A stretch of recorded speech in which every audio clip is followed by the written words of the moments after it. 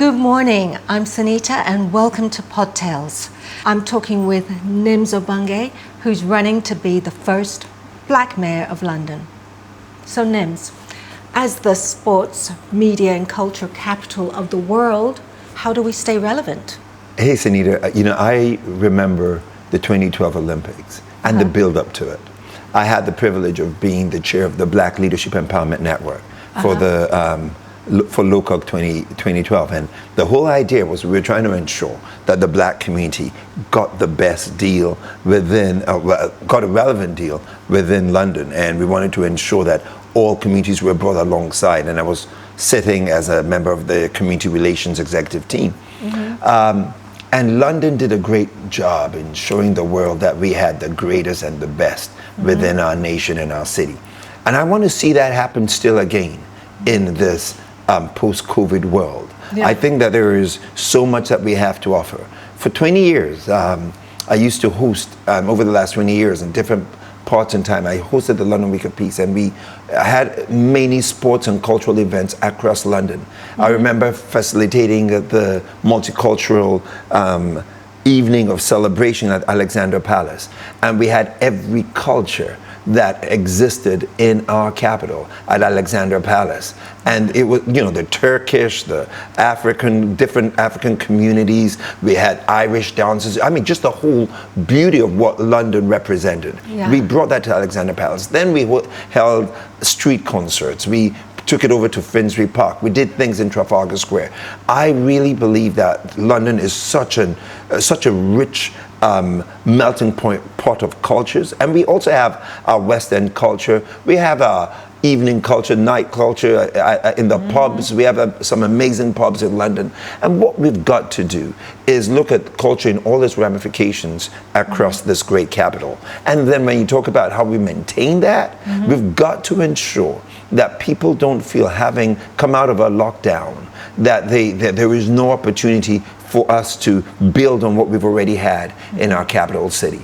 And in relation to the issues of sports, we've got some great people like Anthony Joshua in our nation, and some all of us are back up Anthony Joshua, and he's such an amazing sports person. He's got a great personality, and we want to see that personality in sports brought to the forefront. We know that having boxing clubs, having small areas where people are able to have racing competitions. I used to run,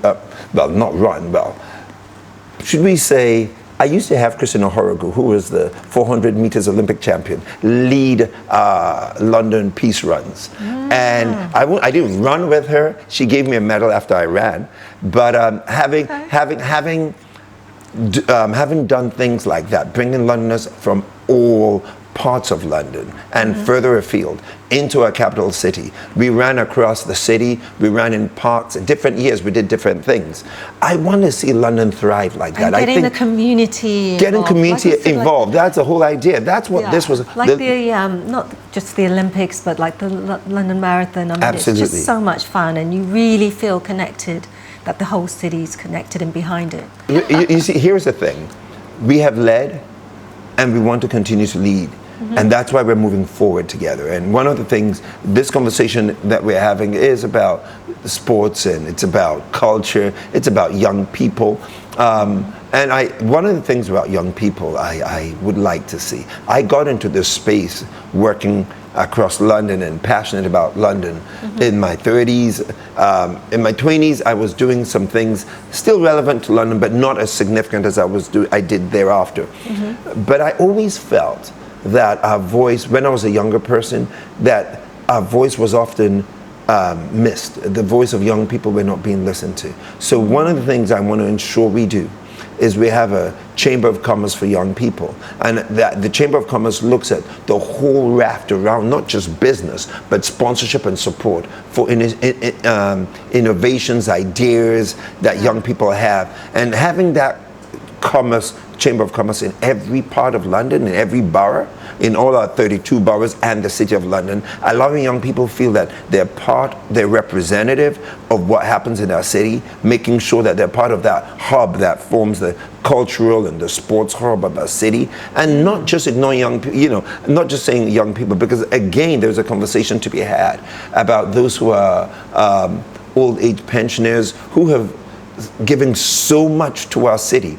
And yet they too can feel that, hey, we're only talking about young people, and they're part of the fiber of what makes London London. They have contributed so much to our city. Yeah, and need to continue. And they need to continue. And valued, because we need the wisdom of experience. Absolutely. One of the things we we ran a project called Living Books. And the idea of living books, where we made those who were older citizens go around and tell their stories in schools. So engaging with young people so that we don't lose the history of the past. There's something about making sure that the story is still retold in different ways, and young people capture that story and they run with the baton to the next generation. So having living books actually is a story of how the older generation interfaces with the younger generation. I don't think that we should... And passing the mantle. And passing on the mantle, and that's why I say the baton onward. We've got to try to ensure that we have this intergenerational experience across London.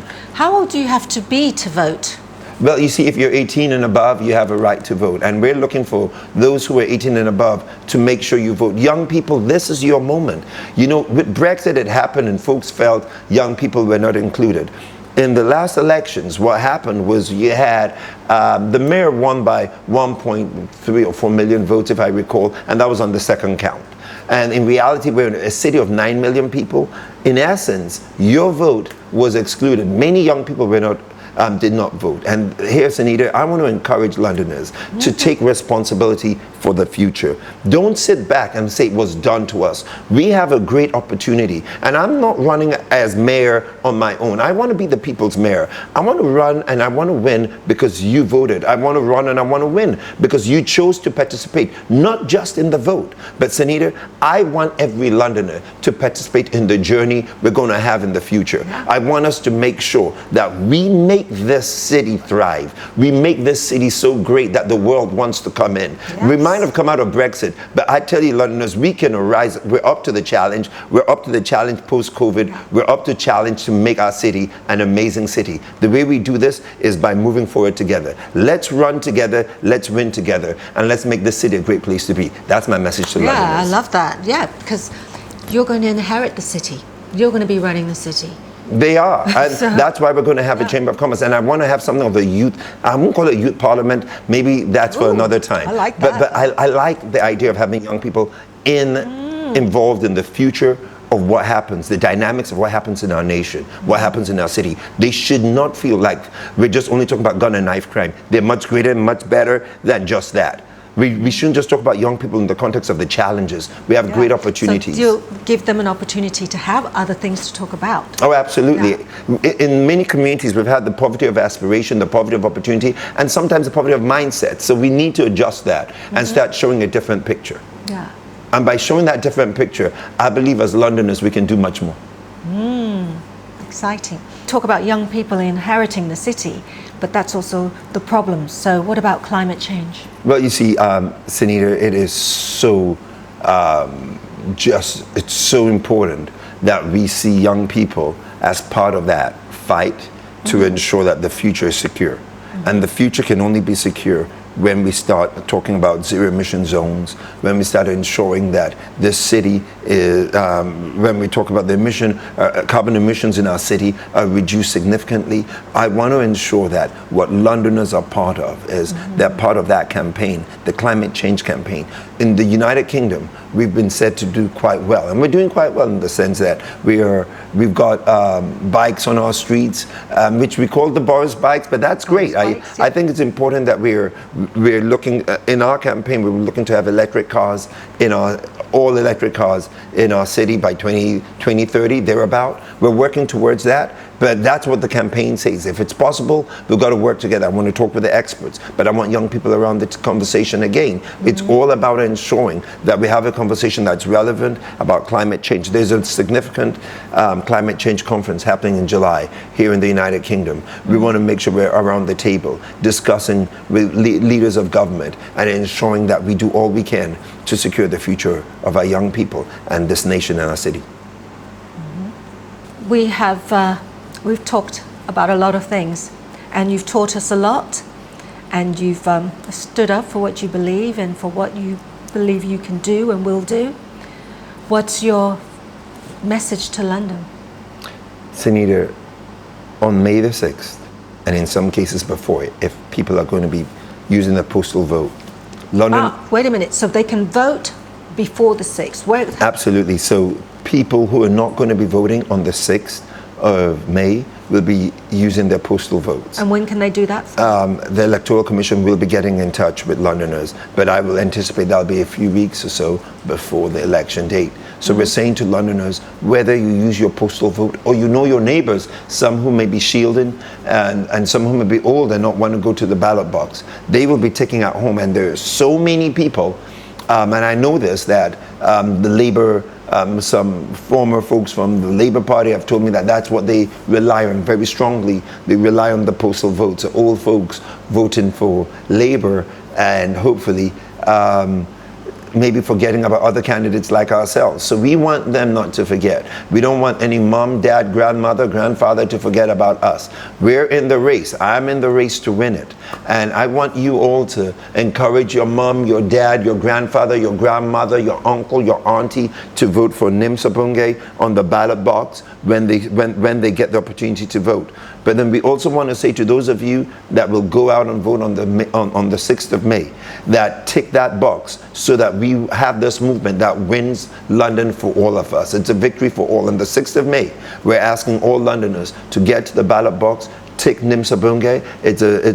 You're ticking a movement that's bringing hope to our city. We call it the Hope 21 campaign, about helping other people excel. But it's also one where we're saying we intend. Our ultimate vision, Sunita, is to move London forward together. And it's not about going backwards. It's about moving forward in relation to housing, moving forward in relation to young people, moving forward in relation to violent crime and street crime, moving London forward in relation to entrepreneurship ideas, moving London forward to all the issues that we've talked about. Yeah. We want all Londoners to tick that box and say our vision is to move London forward. It's an arrow that points us to our destiny, to a greater future. I love that. Well, we've had amazing conversations with Nims Obunge, who's running to be our first black mayor. If you have more questions and comments, you can do so on these conversations. You can also go to Nims for London. Our website is Nims for London, and you can't miss that, nimsforlondon.com. It's get online, ask us questions, challenge us, be part of the story, be part of the movement, support us, innovate with us, dream with us, win with us. Wow, yes, do that. You know, if you need to know more, go and find out more. But I've learned a lot. It's been a joy. It's just been a joy sharing this time with you, Sunita. It's been so great. Well, I really have learned so much as well. I learned so much. I didn't know everything that the mayor was supposed to do.